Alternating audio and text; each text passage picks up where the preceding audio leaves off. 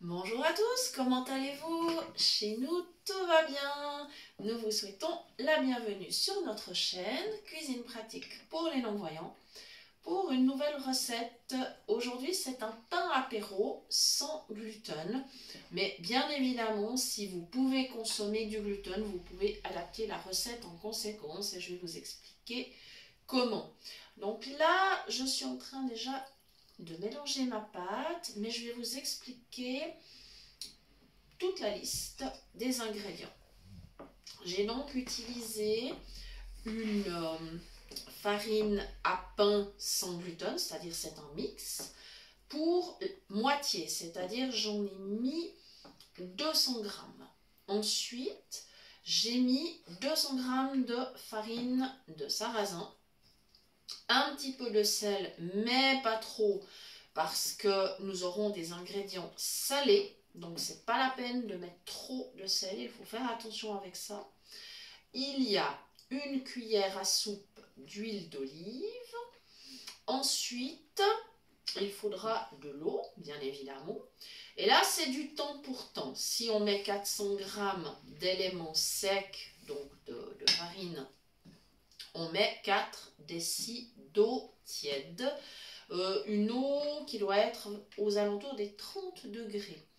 Dans l'eau, nous mélangeons une cuillère à café de sucre, un sachet de levure de boulangerie. Voilà. Donc au départ, on mélange les ingrédients secs, donc la farine, le sel. Et moi aujourd'hui dans mon pain apéro, je mets un peu de parmesan râpé. Donc je l'ai intégré à ce moment-là dans les éléments secs. Ensuite, évidemment, j'ai préparé l'eau tiède que je viens d'ajouter, donc avec bien sûr la levure, le sucre. Hein. Voilà. Et il me restera encore de la carotte râpée, j'ai râpé une carotte, et des olives. Voilà, mon pain aujourd'hui est en version végétarienne, mais évidemment, rien ne vous empêche, si vous le souhaitez, d'ajouter de la viande, par exemple des petits lardons ou des morceaux de poulet, de dinde. Voilà, vous avez toutes ces possibilités, il n'y a pas de problème.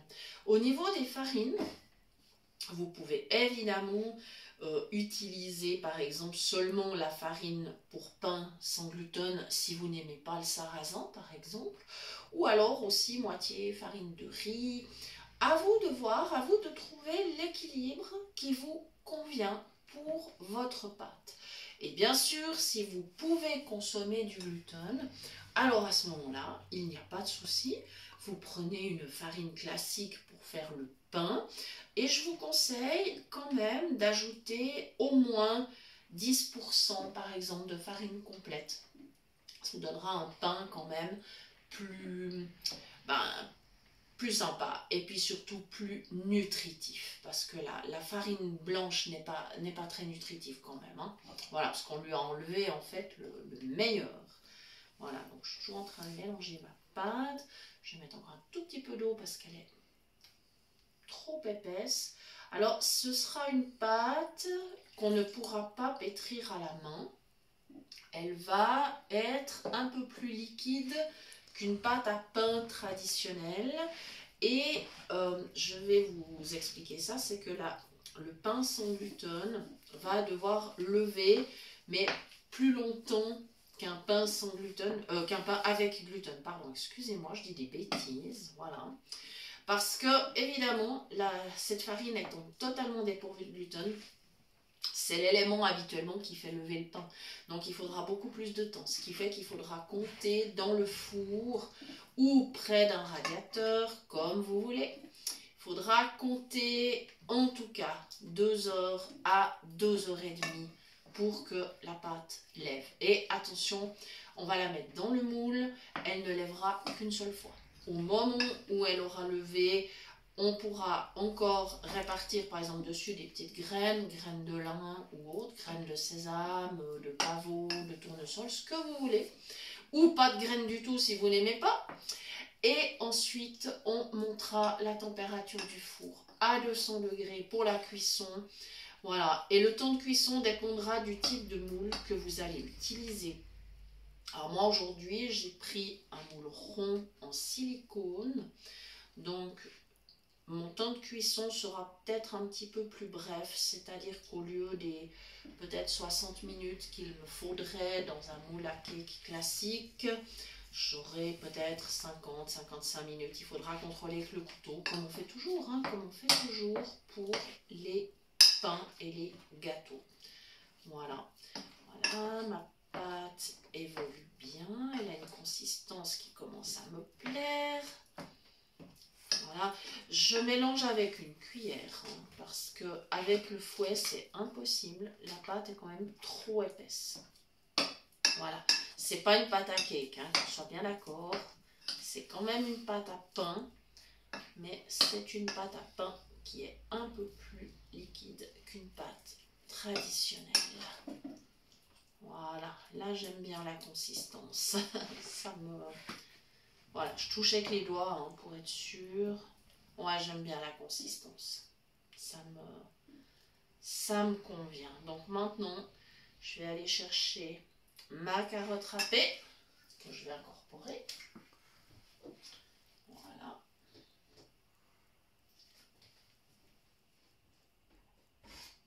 Et donc, si vous faites ce pain avec une farine normale qui contient du gluten, à ce moment-là, le temps pour lever, il sera beaucoup plus court. Normalement, en 1 heure, votre pâte sera levée. Mais vous pouvez utiliser la même technique et les mêmes proportions. Voilà, simplement. Mais avec les farines sans gluten, on doit être un petit peu plus patient. C'est pas grave, hein. On s'y prend de bonne heure. Voilà, et comme ça, le pain apéro sera prêt quand les invités arriveront. Il n'y aura plus qu'à le partager. Alors, c'est vrai que vous utilisiez un moule à cake traditionnel ou un moule à manquer, ça pose aucun problème. Après, vous pouvez le couper en tranches ou en petits cubes pour le présenter à l'apéritif. Donc, il n'y aura vraiment pas de souci. Voilà, la carotte, c'est bon. Maintenant, je vais chercher les olives et je me rince les mains parce que ça colle un petit peu avec la pâte. Voilà, mes petites olives avec le couteau que j'avais préparé parce que je vais les couper en fait. Je vais les couper en petits morceaux. J'ai environ 80 grammes d'olives pour vous donner une idée. Et j'ai mis environ 50 grammes de parmesan râpé et une carotte. Voilà, comme ça vous donne une idée. Pour les proportions, voilà, donc mes petites olives, je les coupe en petites tranches. Ça sera beaucoup plus facile à incorporer dans la pâte. Voilà. Alors, bien sûr, vous pourriez aussi, à la place... par exemple, si vous mettez des lardons ou si vous ne souhaitez pas mettre des lardons, vous pourriez mettre des crevettes ou plein de choses. Là, on est en version végétarienne. Et si vous voulez partir sur une version végane, qui est tout à fait possible, à ce moment-là, eh bien, simplement, vous ne mettrez pas le fromage. Vous pourrez mettre... Alors, on a découvert, on ne le savait pas, mais il y a effectivement plein de produits. Il y a des petits lardons véganes qui sont faits à base de légumes. Enfin, voilà, il y a plein de choses comme ça, du fromage également vegan. Enfin, voilà, vous pouvez utiliser si vous avez envie. Pas de problème. On peut tout adapter et on a une chance énorme à l'heure actuelle, c'est vrai, c'est qu'on a beaucoup de produits très, très, très variés. On a un choix qui est absolument immense. Donc on est des petits gâtés. Il faut savoir apprécier. Voilà. Et puis là, bah, effectivement, dès que j'aurai terminé avec mes petites olives, je pourrai transférer la pâte dans le moule. Je vais bien sûr brasser encore un petit coup. Et je pourrai transvaser dans le moule. Et ça va partir donc dans le four à 30 degrés pendant en tout cas 2 heures. En tout cas. On verra si la pâte a suffisamment levé à ce moment-là. Attention à la température. Il faut savoir que la levure de boulangerie, elle travaille jusqu'à 42 degrés. Si on met plus chaud, ça ne travaillera plus du tout. Voilà, donc il faut rester prudent. Trop froid, ça ne travaille pas, trop chaud, ça ne travaille pas non plus. Il faut vraiment une bonne moyenne. 30 degrés, c'est à peu près une eau dans laquelle, dans laquelle vous pouvez aisément tremper les doigts sans que ça vous brûle. Voilà.